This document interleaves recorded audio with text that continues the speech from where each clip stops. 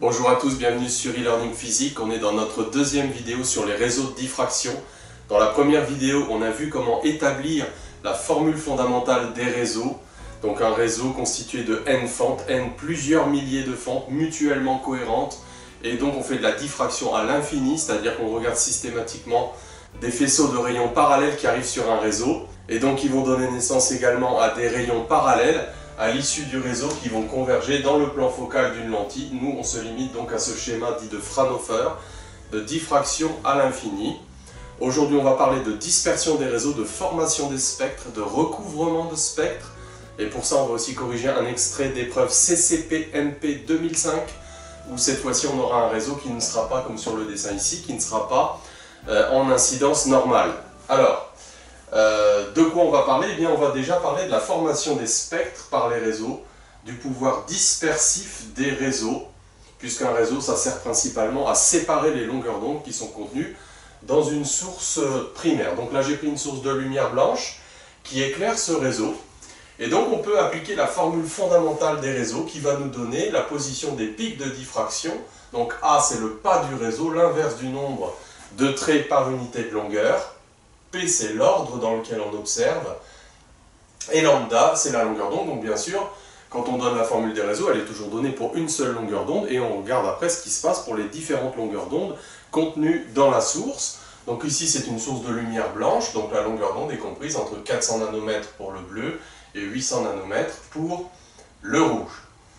Alors, on voit tout de suite que si on utilise notre lentille dans l'approximation de Gauss, c'est-à-dire si l'angle est petit, on peut linéariser à l'ordre 1, sinus θp, environ égal à θp égale à p lambda sur A. On est en incidence normale, donc I est nul, son sinus est nul. Et donc pour avoir la position sur l'écran du pic de diffraction, on va dire que tangente θp, c'est à peu près x sur f', donc à peu près aussi égal à θp, donc x c'est environ f' θp. Donc pour passer de la position de x sur l'écran, passer de l'angle à x, il suffit de multiplier par f'. Donc ça fait p f' lambda sur A. Donc ça c'est très intéressant. Déjà ça nous montre qu'on a une déviation qui est linéaire dans cette approximation-là avec la longueur d'onde. Donc voilà, le spectre est linéaire dans le plan focal de la lentille, à condition que θp soit petit. Et ça nous montre également que les grandes longueurs d'onde sont plus déviées que les petites longueurs d'onde.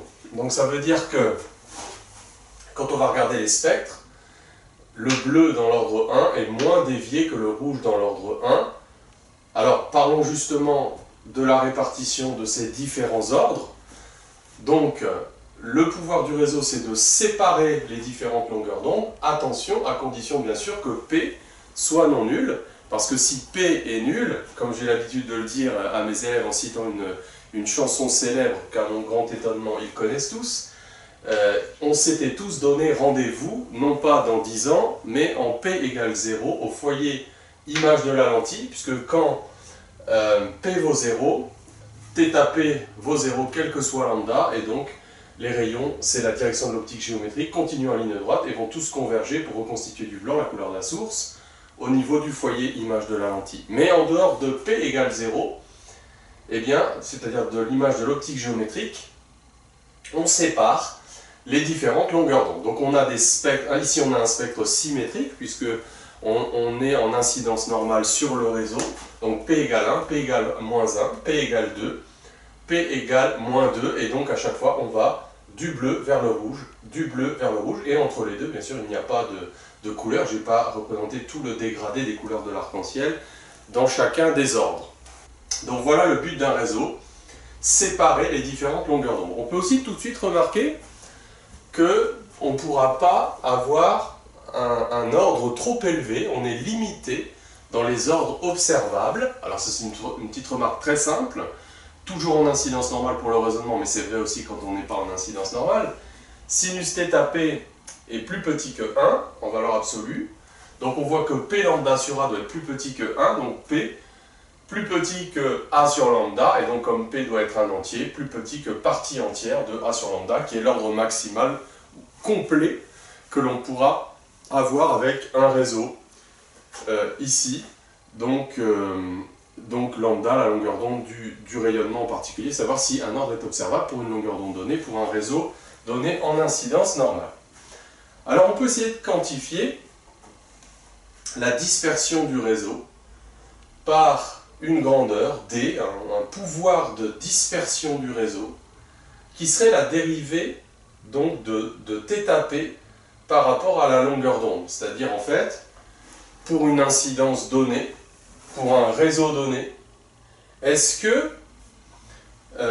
on peut quantifier le pouvoir dispersif du réseau en regardant donc le taux d'accroissement de l'angle de diffraction dans un ordre donné par rapport à la longueur d'onde. Donc pour ça, eh bien, on va différencier la formule fondamentale des réseaux. Alors quand on fait ce type de calcul, ça arrive très fréquemment, par exemple aussi pour le minimum de déviation qui sera la future vidéo, il faut toujours réfléchir qu'est-ce que je fixe quand je différencie la formule fondamentale des réseaux. Là on travaille dans un ordre donné, pour un réseau donné, pour un angle d'incidence donné, et on regarde la variation de l'angle d'émergence en fonction de la longueur d'onde, et plus cette grandeur plus D est grand en valeur absolue, ça veut dire que plus le réseau est dispersif, plus on sépare les différentes longueurs d'onde entre elles. Donc on va différencier cette relation-là, c'est pas tout à fait pareil que dériver, mais presque. Donc toutes les grandeurs constantes, leur différentiel est nul. Donc ça fait cos θp d de θp, donc P sur A constante multiplicative, d lambda. Alors, donc on a d θp sur d lambda est égal à P sur A cos θp. Donc c'est la valeur de la dispersion. Bon, alors le problème ici, c'est qu'en fait θp dépend de P, et donc on a deux dépendances en P. Donc on peut éventuellement aller chercher P dans la formule fondamentale des réseaux, et donc P le réinjecter là-dedans pour peut-être avoir une vue un peu plus... pour comprendre comment ce pouvoir de dispersion varie, soit avec l'angle, soit avec l'ordre. Ici c'est avec l'angle, et on a utilisé ici quelque chose qui dans le cas général n'est pas en incidence normale. Donc voilà une autre expression de D qui va être un peu plus exploitable physiquement.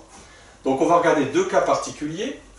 Si on est en incidence normale, comme c'est le cas ici, on fait sinus I égale 0, et donc on a D est égal à moins 1 sur lambda, tangente θp. Alors bien sûr, ce qui compte, c'est la valeur absolue de D, pour caractériser le pouvoir dispersif du réseau. Et donc on voit que plus l'ordre est grand, plus bien sûr θp est grand, et plus D en valeur absolue est grand. C'est-à-dire qu'en fait, on va mieux séparer les différentes longueurs d'onde pour des valeurs d'ordre élevé. On va mieux séparer les différentes raies, si par exemple on a une source spectrale avec différentes longueurs d'onde bien précises. Donc ça c'est en incidence normale. L'inconvénient évidemment c'est que tangente θp va varier avec la longueur d'onde, donc on n'aura pas une dispersion linéaire en fonction de la longueur d'onde. Bon là bien sûr on sous-entend qu'on sort aussi de l'approximation de Gauss. Alors que se passe-t-il maintenant? Autre cas peut-être un peu plus atypique, si on est en émergence normale, c'est-à-dire θp proche de 0, donc pour des rayons qui sortiraient en émergence normale, donc selon la normale au réseau. Alors bien sûr il faut attaquer le réseau, non pas en incidence normale, sinon on est dans la direction de l'optique géométrique, avec un I différent de 0, donc pour ces ordres-là. Donc en émergence normale, c'est intéressant parce que cos θp à l'ordre 2 en θp vaut à peu près 1, et donc il ne dépend pas à l'ordre le plus bas de θp. Donc ça veut dire que cette dispersion à l'ordre le plus bas, elle est à peu près constante, et c'est ce qu'on appelle un spectre normal, c'est-à-dire qu'en fait, donc d θp sur d lambda est une constante, et donc là, on a donc une dispersion uniforme de toutes les longueurs d'onde. Alors maintenant, on va parler du recouvrement des spectres. Donc on voit directement qu'ici, on peut avoir un problème. Puisque si on imagine par exemple qu'on a de la lumière blanche ou des spectres de raies, eh bien, on voit que pour bien identifier les différentes raies et les différents ordres du réseau, il faut que du bleu au rouge, l'ordre 1 ne se chevauche pas avec l'ordre 2 et l'ordre 2 avec l'ordre 3, etc. Donc on va parler de ce qu'on appelle le recouvrement des spectres. Donc pour parler du recouvrement des spectres, on va se poser la question suivante. Dans l'ordre P, quel est l'éventail des angles qui vont nous donner donc les positions extrêmes entre donc la longueur d'onde minimale et la longueur d'onde maximale. Donc on s'en reprend la formule fondamentale des réseaux. Donc sinus θ P min est égal à, alors on va travailler, on pourrait dire dans un ordre donné, là je ne me mets même pas forcément en incidence normale. Donc sinus I plus P, comme sinus est une fonction croissante, on va prendre ici donc lambda min sur A. Donc là je travaille avec un ordre P positif, sachant que donc on peut regarder la figure, voilà, je la travaille ici avec un ordre P positif. Donc sinus θ P max, donc dans l'ordre P, donc va correspondre à la longueur d'onde maximale, lambda max, donc ici par exemple le rouge. Donc ça c'est dans l'ordre P. Dans l'ordre P plus 1, on peut faire exactement le même raisonnement. Donc sinus P plus 1 minimum, donc ça va correspondre donc à la même chose. Donc à la longueur d'onde minimale pour un ordre positif sous-entendu. Donc, et on aura donc un ordre maximum, une dispersion maximale, et on aura un angle maximal, donc quand la longueur d'onde est maximale. Donc pour fixer les idées, ici par exemple P c'est 1 et P plus 1 c'est 2. Donc qu'est-ce que c'est que le recouvrement des spectres? Eh bien c'est quand les spectres donc, se recouvrent, ont une partie commune, ce qui rend l'interprétation des spectres un peu plus difficile.